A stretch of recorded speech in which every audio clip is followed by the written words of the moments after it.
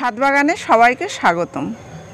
তো বন্ধুরা, এখানে যে কিছু আমি গাছ রেখেছি এর ভেতরে বেশিরভাগই রয়েছে ড্রেসিনা। তো এই ড্রেসিনা দেখুন কত সুন্দর, কিন্তু এর পাতার কালার, বিশেষ করে যদি এই শীতকালে যদি অল্প অল্প রোদ্দুর এই গাছের ওপরে পড়ে তাহলে এর পাতার কালারটা কিন্তু খুব সুন্দর হয়। এখানে খুব সুন্দর কিন্তু কালার হয়ে রয়েছে, একদম ডিপ ব্রাউন কালার কিন্তু হয়ে রয়েছে, আর পাতাগুলোও চওড়া চওড়া, আর দেখতে কিন্তু খুবই সুন্দর লাগে। এই গাছগুলো সত্যি আমাদের কিন্তু বাগানের লুক মানে অসাধারণ করে তোলে। এখানে বেশ কিছু রয়েছে প্রজাতির দেখাবো, যেরকম এই একটি চওড়া পাতার রয়েছে, এখানে দেখুন আরও একটি প্রজাতির রয়েছে। এখানে পাতাগুলো দেখলেই বুঝতে পারবেন যে এর কত সুন্দর এর পাতার কালার। আর একে ঝাঁক করার একটা উপায় আছে। এখানে দেখুন আমি বর্ষাকালে, মানে বর্ষাও না ঠিক বর্ষার পরে আমি কাটিং কেটেছিলাম, কাটিং নিয়েছিলাম এখান থেকে। দেখুন একটি কাটিং আমি নিয়েছি, আর এতে কিন্তু 5-6টা করে এরকম ডাল বের হয়ে গেছে। তো এবার এইগুলো বড় হলে কিন্তু খুবই সুন্দর লাগবে দেখতে, আর এর গোড়া দিয়েও কিন্তু চারা বের হয়। আমি দেখাবো একটু বের করে টব, এই দেখুন এর চারা কিন্তু বের হয়েছে, কত সুন্দর লাগছে দেখতে। তো চারা থেকেও কিন্তু আমরা নতুন গাছ তৈরি করতে পারি, আবার কাটিং কেটেও কিন্তু আমরা নতুন গাছ তৈরি করে নিতে পারি। তবে আর কিছু রয়েছে ক্রোটন। ক্রোটনের শীতকালে পাতা ঝরে যায়, এটাই হচ্ছে সমস্যা।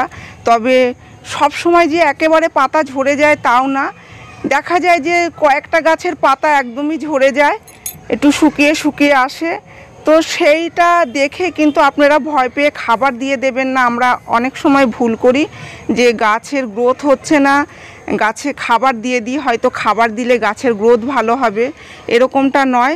শীতকালে কিন্তু এই গাছ গ্রো করে না, তাই শীতকালে একে খাবার দেওয়া যাবে না, জল দেবেন প্রয়োজন মতন। শীতের পর থেকে আবার এই গাছের খাবার দেওয়া যাবে, কাটিং কেটে জলে রেখে গ্রো করে লাগানো যাবে, কিংবা সরাসরি মাটিতে বসালেও কিন্তু এটা কাটিং হয়ে যাবে। এখানে দেখুন ক্রোটনের প্রজাতি, এই একটি প্রজাতি রয়েছে, এই একটি রয়েছে সরু পাতার রয়েছে, তো এরকম আরও একটি রয়েছে ক্রোটন, এই যে রয়েছে।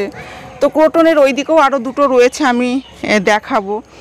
আর ড্রেসিনার বেশ কয়েকটা প্রজাতি রয়েছে, যেরকম এই একটি প্রজাতি রয়েছে, যেরকম এই একটি রয়েছে। দেখুন কত সুন্দর কিন্তু লাগছে, এর ব্রাউন কালার মাঝখানটা, আর দুই সাইড দিয়ে এরকম কিন্তু পিঙ্ক কালার দেখা যাবে, খুবই ভালো লাগে দেখতে এই গাছগুলো। এই একটি প্রজাতি রয়েছে, এই একটি প্রজাতি রয়েছে। তো এরকম বেশ কিছু প্রজাতি রয়েছে। আর এদিকে রয়েছে চন্দ্রমল্লিকার যে ফুল দেখছেন, এটা আমি আমার যে পুরনো গাছের যে কাটিং ছিল সেই কাটিং আমি বসিয়েছিলাম আপনাদের সামনে, কাটিং থেকে চারা তৈরি করে। এটা 3.5 ইঞ্চির টব, তো এই 3.5 ইঞ্চির টবেই কিন্তু আমি বসিয়েছি।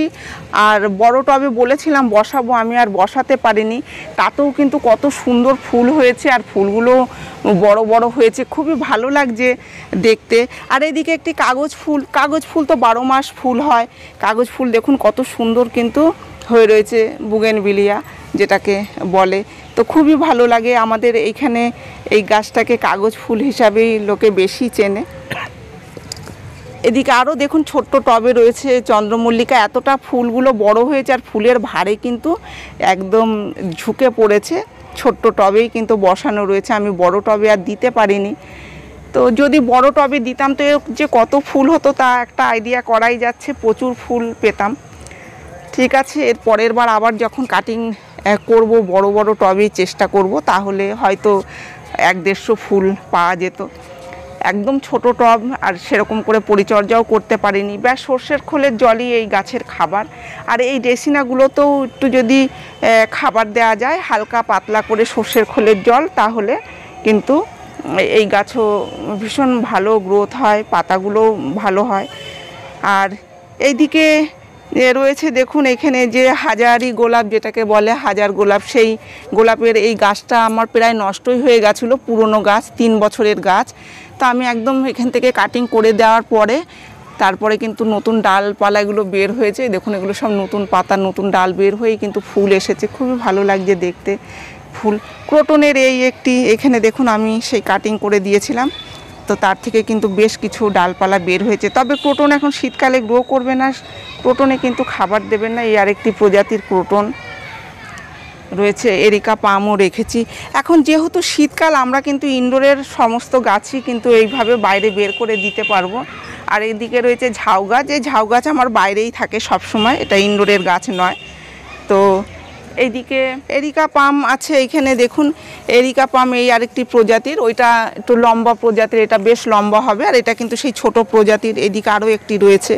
তো এইভাবে এখানে বেশ কিছু গাছ আমি রেখেছি। আর এইদিকে একটা গাছ দেখাবো, এখানে উচ্ছে গাছ, এটা নিজে থেকেই হয়েছে। তো আমি চেষ্টা করছি উচ্ছে গাছটাকে, এই জন্য এখানে একটা বাঁশ বেঁধে দিয়েছি যে এই বাঁশে কিন্তু উঠে যাবে।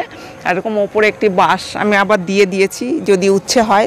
এটা আমি বসাইনি, এটা নিজে থেকেই হয়েছে। তো আমি এই জারটাকে এখানেই রেখে দিয়েছি যাতে বাইতে পারে। আর এইদিকে তো জবার কাটিং, এই কাটিংগুলোতে যে আমার কত ফুল দিল, এর আগেও দেখিয়েছি। দেখুন ছোট কাটিং বসিয়েছিলাম ছোট টবে, কি সুন্দর কিন্তু ফুল দিয়েই যাচ্ছে, কি ভালো লাগছে দেখতে। আর এদিকে এই যে কুড়ি রয়েছে, এটাও ফুটবে, হয়তো কালকে ফুটবে। এই যে কুড়ি, ছোটো ছোটো কুড়ি দেখা যাচ্ছে। তবে এত যে মাটি কম, এতে খাবার দেওয়াই হয় না, কারণ জবা গাছে, এই জবা গাছগুলোতে শীতকালে খাবার দেব না, তার জন্য কিন্তু খাবার দিই না। তবুও কিন্তু এ ফুল ফুটিয়েই যাচ্ছে, খুবই ভালো লাগছে দেখতে, কারণ নিজের হাতে কাটিং বসানো, আর সেই কাটিং থেকেই কিন্তু এত সুন্দর ফুল হচ্ছে। তো আপনারা যারা ইনডোরে গাছ রেখেছেন, যদি মনে করেন যে বাইরে বের করে দেবেন, এখন শীতের রোদ্দুর কিন্তু বেশিক্ষণ থাকে না, আর যেটুকুও থাকে সেই রোদ্দুরের কিন্তু সেভাবে তেজ থাকে না। তাই আমরা ইনডোরের গাছগুলোকে কিন্তু আউটডোরে বের করে দিতে পারি। আর এইভাবে কিন্তু সুন্দর করে একটু সাজিয়ে যদি রাখি, তাহলে অসাধারণ লাগে লুকটা দেখতে, খুব ভালো লাগছে। আমার এইটুকু জায়গায় এই গাছগুলোকে আমি বের করে রেখেছি, খুবই ভালো লাগছে দেখতে। তো আপনারাও এইভাবে একটু গাছের মেনটেন করবেন, দেখবেন খুব ভালো হচ্ছে। আর ক্রোটন সম্পর্কে আরেকটু বলবো, যে ক্রোটনের যে পাতা ঝরে যাচ্ছে বলছেন, পাতা ঝরে যাক, গ্রো করুক কিংবা না করুক, এখন তো গ্রো করবেই না, নতুন করে পাতা দেখা যাবে না। আমার যে কটা ক্রোটন দেখালাম, আমার ভেতরে, ঘরের ভেতরে আরও বড় ক্রোটন রয়েছে।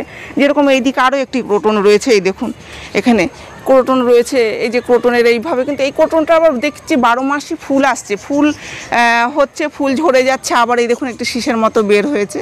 তো এরকম স্টিক বের হয়ে কিন্তু এরকম এই ফুলগুলো এখন বুঝে রয়েছে, এইগুলোকে সব ফুটবে, মানে কুড়ি এগুলো।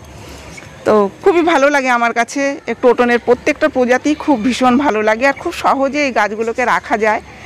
আর মাটি দেখুন এখন শুকিয়ে এসেছে, আমি এই ভিডিও করছি বিকেলবেলায়, এই মাটিতে জল দিয়ে যাব, প্রত্যেকটা গাছেই জল দেবো। এদিকে যতগুলো গাছ দেখিয়েছি একটাও কিন্তু মাটি ভিজে নেই, সবই শুকিয়ে এসেছে। একদিন পর পর এখনও জল দিচ্ছি।